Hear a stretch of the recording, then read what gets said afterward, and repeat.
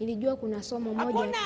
Hello, leo nataka tuwaulize wanafunzi wetu wa kozi za afya kuhusiana na changamoto waliokutana nayo wakati wanatafuta chuo na hata baada ya kupata chuo. Twende ukawasikilize. Changamoto nilipata wakati naanza chuo, nilipata changamoto jinsi ya kutumia mtandao, jinsi ya kutuma vitu kwenye email, ikiwemo kazi zangu za chuo, assignment, jinsi ya kuingia kwenye program za chuo na kuangalia matokeo na kuangalia matangazo, ubao matangazo. Nilikuwa nashinda kabisa kufanya hivyo vitu. Changamoto niliyokutana nayo kabla sijaanza chuo kuhusu swala la mkopo. Kutokana na uhitaji wa kifedha, nilikuwa sijui namna ya kuapply mkopo na pia nilikuwa sijui sifa za mtu anayetakiwa kuapply mkopo. Moto ambayo tulikuwa tunaipitia kabla ya kufika hapa chuo ni kuweza kutambua kipi ni chuo sahihi.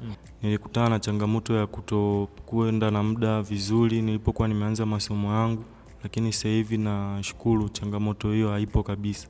Kwa upande wangu, sikujua kozi ninayokuja kusomea mpaka nilipofika hapa chuo cha Tandabui Polytechnic, ndipo nilipojua kozi ninayosomea na itasaidiaje mbeleni kuwa mtu gani. Kwa upande wangu mimi chuo nilitafutiwa, lakini kozi nilikuwa najua nakuja kusomea kozi gani, lakini chuo nilitafutiwa, sikutafuta mwenyewe. Changamoto yangu ipo katika matumizi ya hela. Kabla sijaja katika chuo, matumizi yangu ya hela yalikuwa makubwa. Na sasa hivi nilipokuja na kufundishwa jinsi ya kutumia hela, naweza nikamanage hata hela ndogo katika matumizi yangu.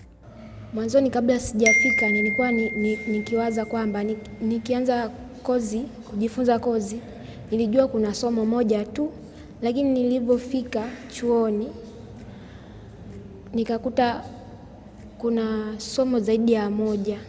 Kwa hiyo ndio changamoto yangu. Kama ulivyosikia, kila mmoja amekutana na changamoto yake.